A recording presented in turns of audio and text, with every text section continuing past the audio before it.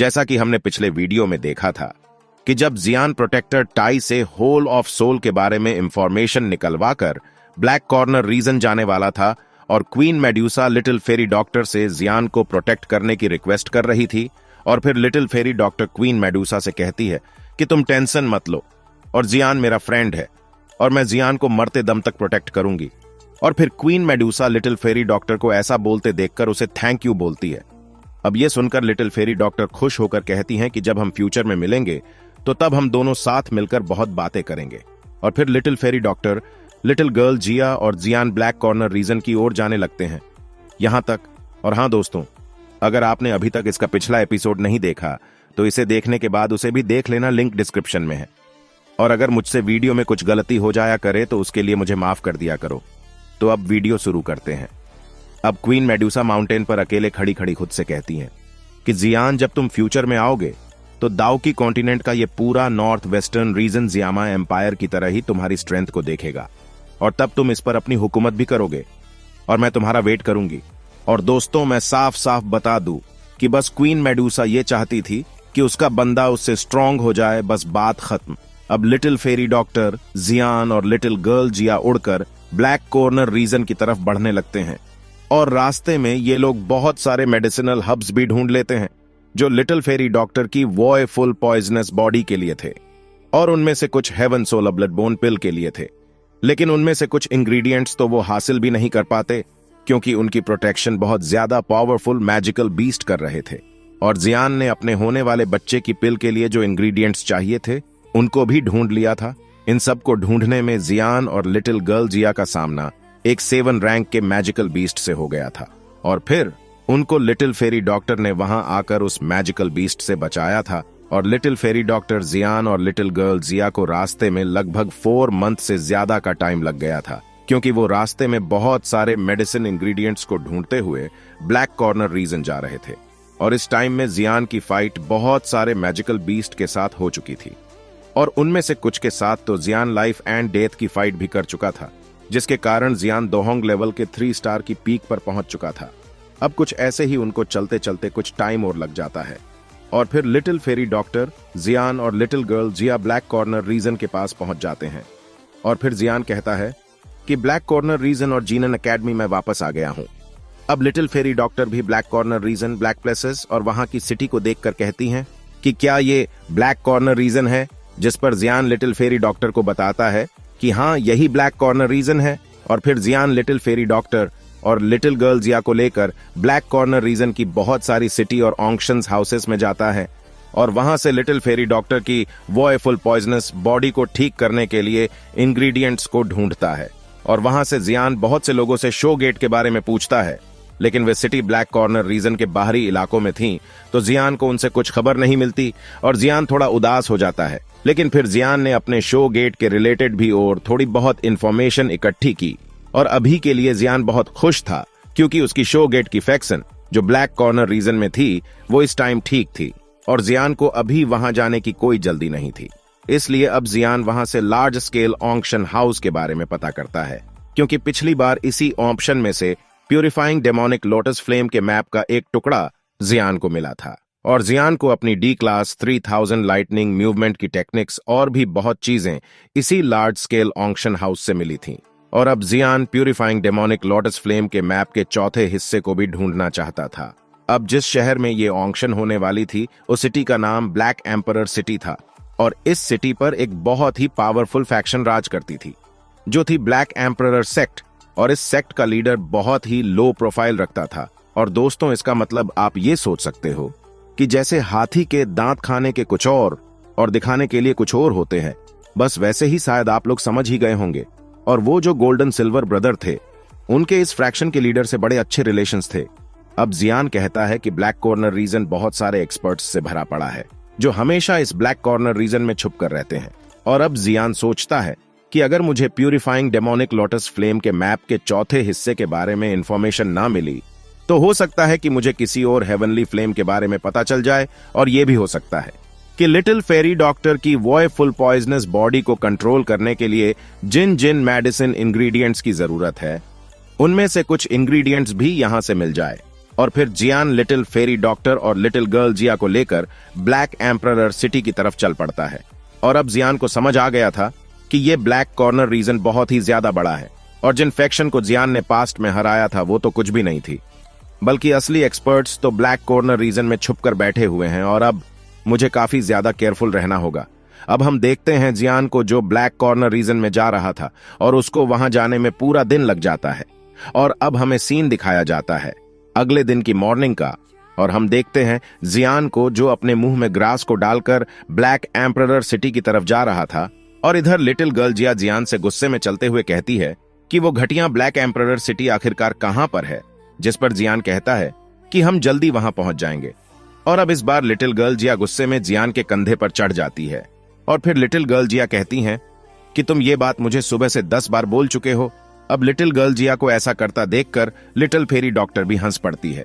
और इधर little girl जिया को जब जियान अपने कंधों पर बैठा देखता है तो जियान भी हंसकर लिटिल गर्ल जिया से कहता है कि पिद्दी लड़की, हमें हमेशा उड़ते ही रहना नहीं चाहिए, बल्कि हमें पैदल भी चलना चाहिए। और ये एक तरह की ट्रेनिंग है। जिस पर लिटिल गर्ल जिया जियान से कहती हैं कि ये बोरिंग ट्रेनिंग आखिरकार कौन करेगा, और तुम एक काम करो, तुम्हें मेरे वो सारे मेडिसिन इंग्रेडिएंट्स जो मैंने पिछले वीक में दिए थे मुझे वो वापस दे दो, मैं वो खाना चाहती हूँ और वो ही मेरी ट्रेनिंग होगी।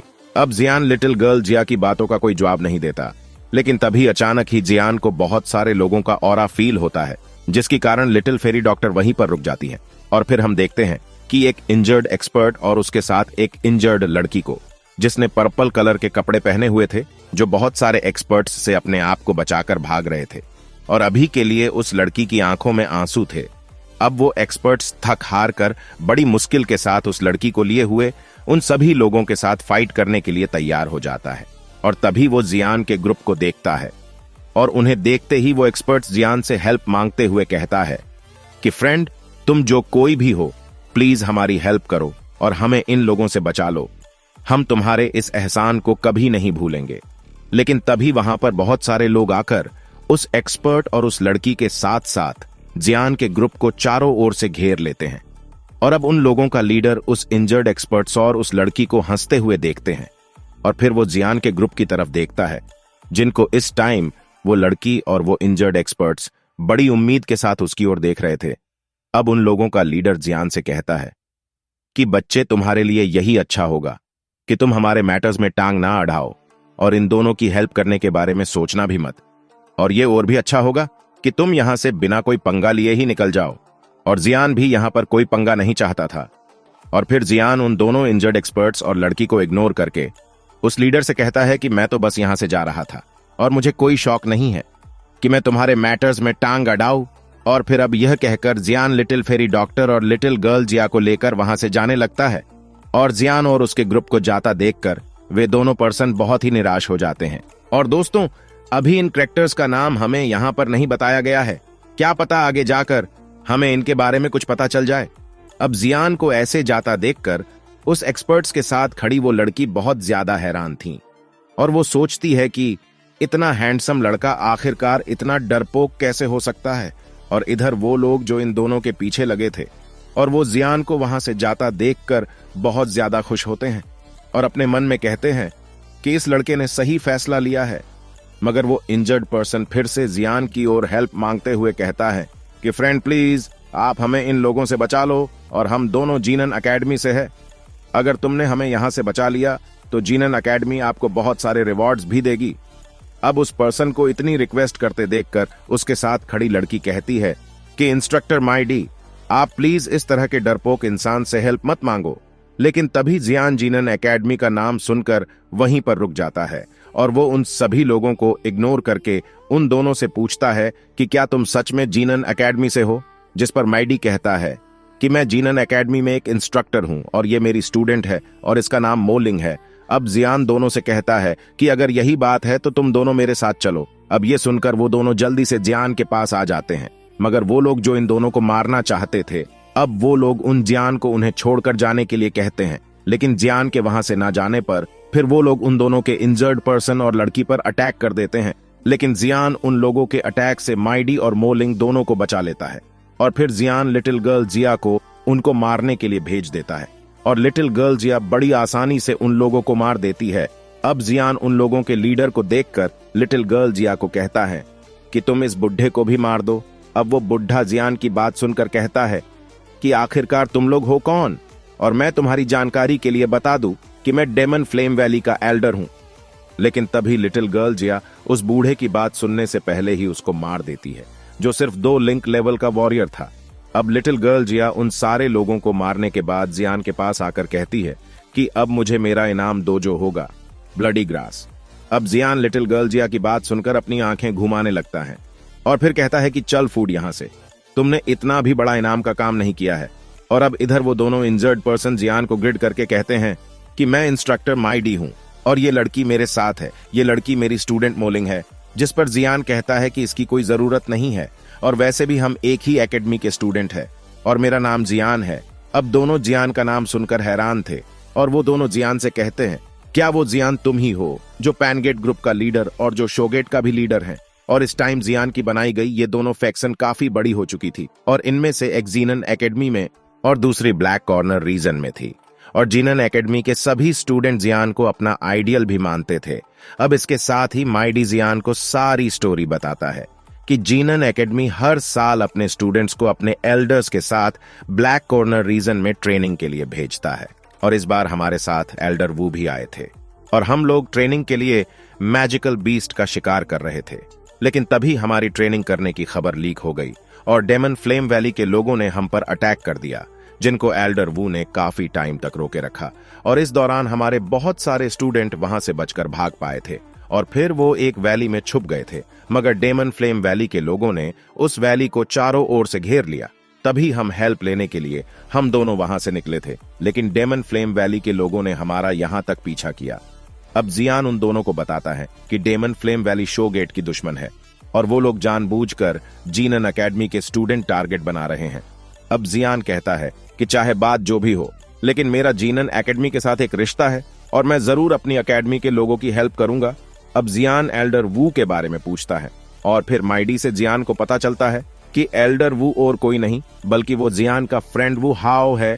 जब जियान को चलता है कि उसका फ्रेंड वू हाओ मुसीबत में है तो जियान को बहुत गुस्सा आ जाता है और फिर हमारा सीन शिफ्ट होता है उस जगह पर जहां पर वू हाओ और उसके साथ बहुत सारे स्टूडेंट्स को एक जगह पर हर तरफ से घेर लिया गया था।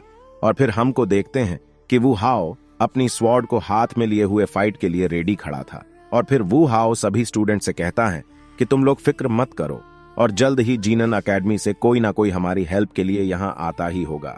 अब एल्डर वू हाओ की ये बात सुनकर एक प्यारी सी लड़की बोलती है कि ये डेमन फ्लेम वैली के लोगों से बस मैं एक बार यहां से निकल जाऊं तो मैं अपने कजिन सौली को इस डेमन फ्लेम वैली की सारी करतूत के बारे में बता दूंगी। और दोस्तों, मैं तुम सबको थोड़ा सा बता दूं कि ये लड़की जियान की कजिन साओ वू है, जो अब एक इंस्ट्रक्टर बन गई थी। अब वहां पर डेमन फ्लेम वैली के 2 एक्सपर्ट्स आ जाते हैं, जो 2 वोंग क्लास के एक्सपर्ट थे। अब वू हाओ अपने सामने 2 एक्सपर्ट को देखकर घबरा गया था, क्योंकि जीनन एकेडमी की तरफ से इस वू हाओ ही अकेला 2 वोंग क्लास का एक्सपर्ट्स था।